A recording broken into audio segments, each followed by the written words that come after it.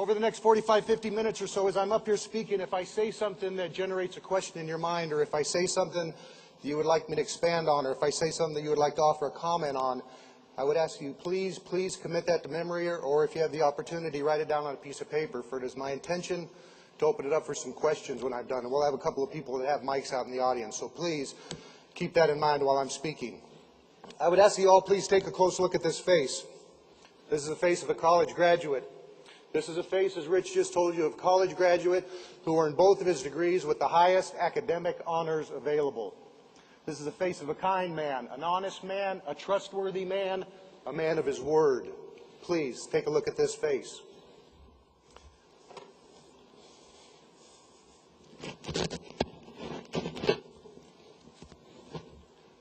Now look at this face. This is a face of a man who on March 20th, 1992, walked into the First Tier National Bank, brandished a semi-automatic pistol, and demanded all the 20s, 50s, and 100s. This would be the first of 5 armed bank robberies I would commit over a 6-month crime spree when I was 28 years old. Please take a look at this face. Both these faces are mine. The transformation between the two, the transformation from a suicidal, drug-induced bank robber to what you see standing before you today, took place gradually over 7.5 years within the confines of a federal penitentiary. The awakening, what I quote call the awakening, the time in my life where I decided I had to get off of that train I had been riding the last 15 years, the time in my life where I decided I could not keep doing things the way I had been doing them. This quote awakening took place about 6 months into my incarceration, and it was fueled by 3 things. The first thing that fueled this awakening of mine is the dead time in prison. It literally hangs in the air. I would sit in common areas and I would watch guys play cards, play dominoes, and watch TV for 12, 14, 16 hours a day, day after day, week after week, month after month, year after year. Some of these guys doing this for 5, 10, 15 years at a time. I would look at this and I'd think to myself, is this how you guys are going to make a living when you get out of here? I couldn't fathom spending all that time in that fashion. And the second thing that fueled this awakening of mine was, of course, my son. I discovered not only was it possible, but that I had the responsibility to influence my far-off son in a positive way. And the third thing that fueled this awakening in mine is something that my dad used to say when I was a kid growing up, something I lost track of during my teens and early 20s, but something that I came to believe in and rely on during those years of incarceration. And what my dad used to say is this: anything in this life which is worthwhile, which is really, really worthwhile, is never easy. And you see, I had always taken the easy road. The easy road is the drug use, the lying, the stealing, the cheating. Anybody can do those things. It doesn't take a special individual, man, woman, boy, or girl to do those things. Anyone can do those things. That's the easy road. The more difficult road is a road of self-respect, a road of believing in yourself, a road of oftentimes standing over here when it seems like you're all alone and everybody else is going in a different direction or doing something else, but knowing in your head and in your heart what you're doing is the right thing. That's oftentimes a more difficult road. But that's the road to a bright future. That's the road to prosperity. That's the road to success. So I have this awakening, right? For me, it's going to be education. Education is what I'm going to sink my teeth into. Education is going to be the means in which I take a very negative situation and make it as positive as I possibly can. But just because I have this grand idea on this grand scale, I still have only the obstacles prison can put before you. So these gang members, right? I've had several altercations with them. Up to this point, I'm telling them I'm not going to do it. They don't care that it can mean more time for me. They don't care that it can mean incarceration for my family or my friends. But the day finally comes where I have to make a decision. 3 of them come in on me in my cell, and they're carrying with them what they kill each other with in prison. The first one's carrying one of these, a toothbrush, a simple everyday toothbrush. They take one end of it and they file it down on the concrete to a sharp point, and the other end they wrap in duct tape to use as a handle. That's what the first one's carrying. The second one is carrying one of these, a pork chop bone. Looks pretty harmless on your plate at the end of a meal, but again, they take the long part of the bone and they file it down on the concrete to a sharp point, and the large part of the bone fits nicely into the palm of your hand. They come up behind one another and they stab each other in the artery of the neck with these. That's what the second one's carrying. And the third one is carrying one of these. a 16 penny nail driven through a piece of a broom handle. So these three guys come into my cell, they're carrying these things, and they tell me, it's time to make a decision, Evans. Are you going to do this or aren't you? Was I scared? Yeah, I was scared. I was terrified. The first thing that came to my mind is, I'll do it. I'll do whatever you say. Just please, please put those things away. But then something stronger than my fear overcame me. I thought about my son and how he was committed to me no matter where I was. And I thought about my family and how I had always sacrificed them, how I had always put myself first and them second. And I don't know where the strength came from, because I can tell you I didn't feel very strong at that moment, but from somewhere inside of me came the words, I'm not going to do it. You're going to have to do what you came to do. What happened next? Well, I believe, as a matter of fact, I know things happen for a reason. A jingle of keys can be heard coming down the corridor, a guard's on his way. When they hear this, they take their shanks and they throw them underneath my mattress. You're only allowed to have 2 inmates in a cell at a time, so when he gets to my cell and he sees these guys in there, he sticks his head in and he says, Evans, what are these guys doing in here? I said, they're not doing anything. We're just visiting. They're not doing a thing. He orders them out. 5 minutes later, I gathered up their shanks and I took them back to him one at a time and I handed them to him and I said, I think you guys forgot something. They never bothered me again. Whether it was because I didn't tell the guard what they were doing in my cell that day, or whether it was because they could see in my eye that I was no longer going to take that easy road, that they were going to have to do what they came to do that day, whatever the reason, I was never bothered again. 1 week after the day I was called down to my counselor's office, I got a letter from that association and a check for one class, one single class. I took that class and I mailed them my report card. They sent me a check for 2 classes. I again took those 2 classes and I mailed my report card, that it snowballed to the point where they were funding entire semesters. And the end result of that association's help was me walking out those doors of prison with 2 college degrees, both earned with a 4.0 GPA and placement on the deans and president's list. Thank you. Thank you. And then the only thing that could have made that situation any worse happens. They tell me they're transferring me to FCI Inglewood, the oldest, nastiest prison within the Federal Bureau of Prisons, built in 1939. It looks like something out of a medieval movie.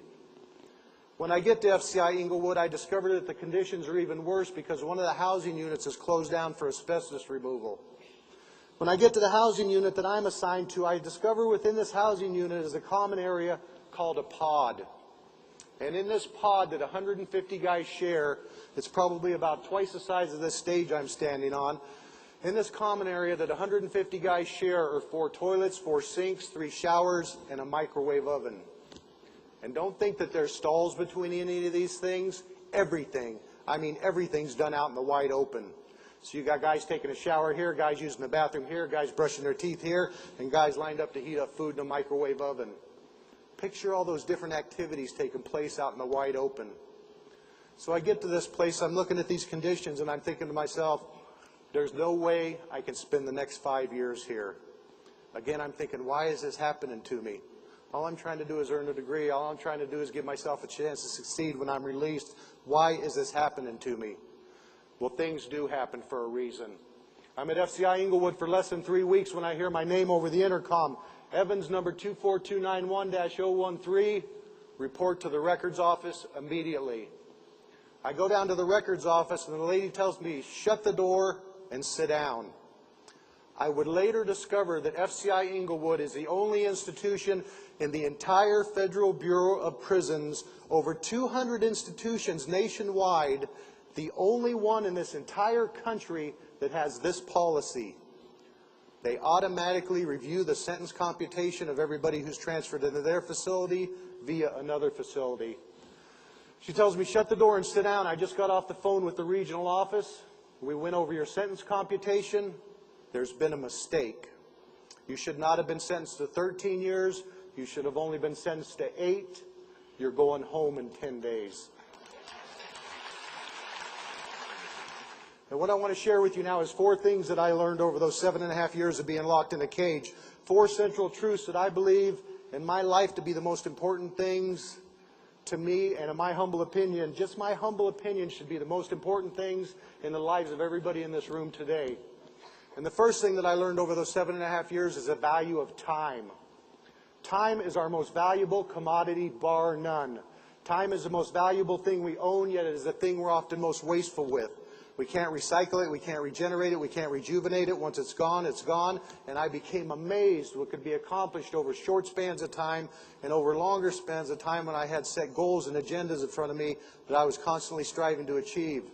And I'm not saying you shouldn't have time laying around watching TV, going to the movies, going to the mall. I'm not saying that. It's all about balance in our lives, but we all need to have some kind of time management tool that assures us we're using our time as effectively as we can. For me personally, the tool I use, I have short and long-term goals in every single aspect of my life, every single aspect, within my business, in relationships, material wants and needs, health-wise.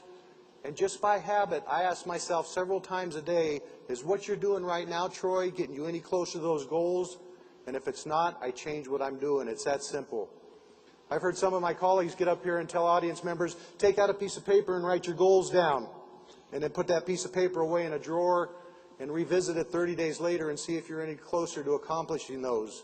Well, I say if your goals are living on a piece of paper in a drawer, you're not going after them. Mine are embossed and blazed in my mind. I'm constantly striving to achieve them. Time is the most valuable thing we own. There's absolutely nothing more important than the loved ones in our life, and I mean nothing. And I am in particular talking about the people in our everyday lives who we assume are always going to be there.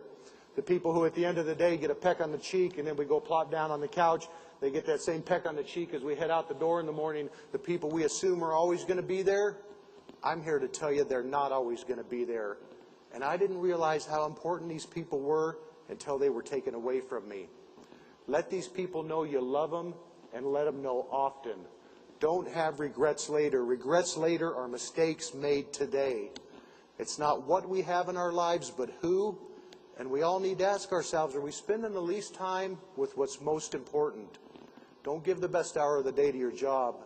Give the best hour of the day to the loved ones in your life.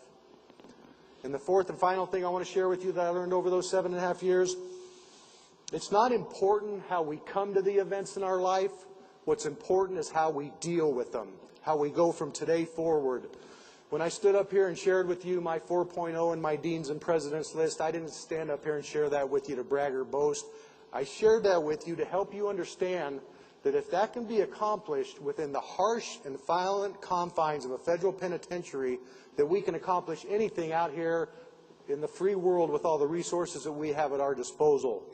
It's not important how we come to the events in our life, but how we deal with those events. And in particular, if you tried something in the past and failed at it, does not mean you cannot accomplish it in the future. It's not important how we come to the events in our life, but how we deal with them. And just to help drive home that point, I want to share a quick story about two brothers who come from the exact very same event and end up in such totally different places. The story's out of Australia, and it's about two brothers who are caught stealing sheep. In Australia, the penalty for this is fierce. Each brother has the initials ST branded, seared into his forehead, forever labeling him sheep thief, ST. For one brother, the humiliation is overwhelming.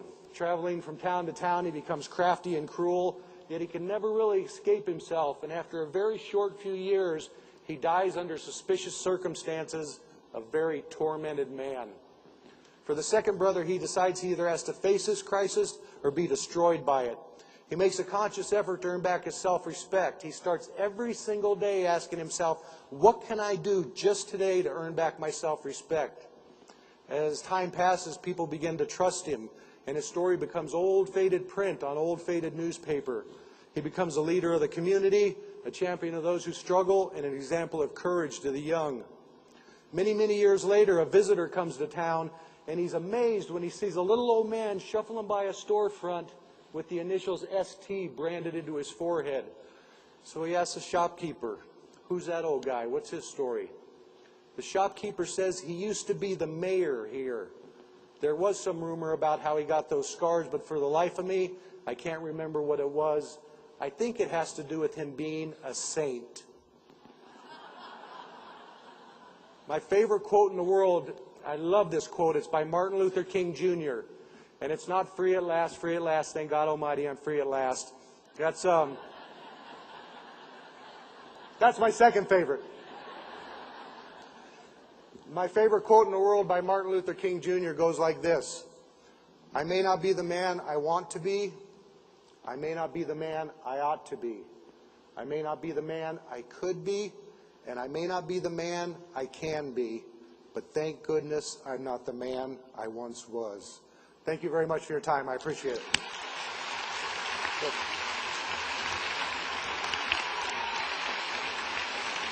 Thank you. Thank you. Thank you very much. You're very kind. Thank you.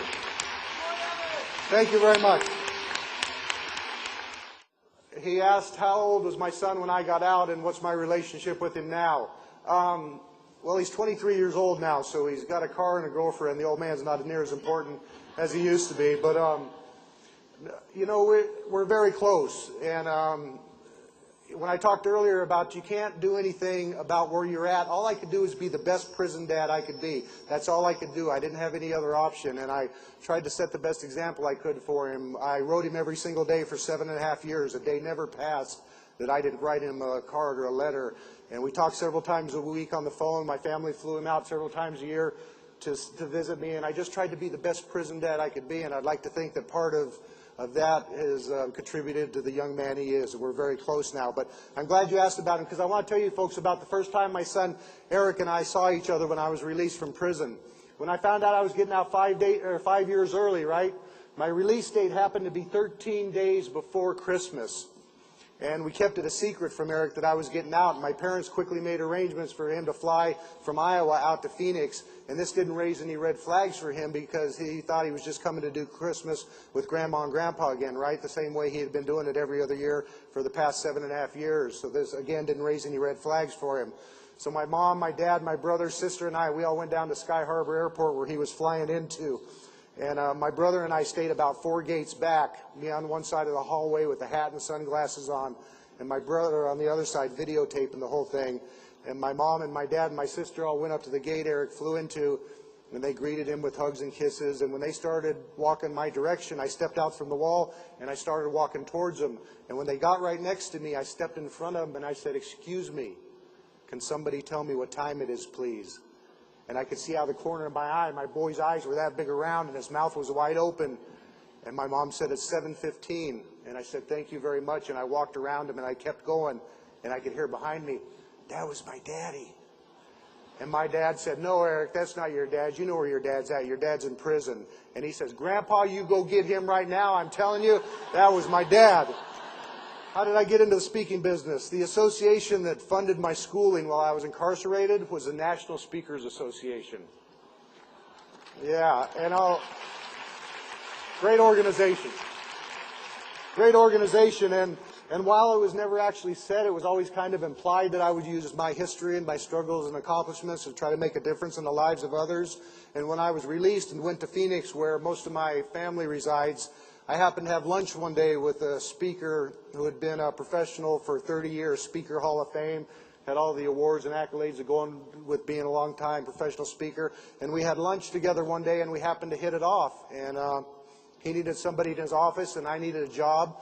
So I went to work for him, and I learned the marketing end of the business. And every week, he would make me go to Rotary clubs and Lions clubs and Kiwanis clubs and speak at their luncheons for free, and he would videotape the whole thing, and we'd take the tape back to the office, and we'd watch it together, and he'd tear me to shreds and tell me how terrible I was. And then he'd build me back up and send me out next week to do it all over again. And after 8 months of this, he came to me one day out of the blue, and he said, "You're ready. You're ready to be out on your own." So he kicked me out the door, so I married one of his daughters and took her with me. So, thank you. Thank you. Troy Evans! All right, let's hear it for Troy Evans. Amazing story, amazing guy. Let's hear it.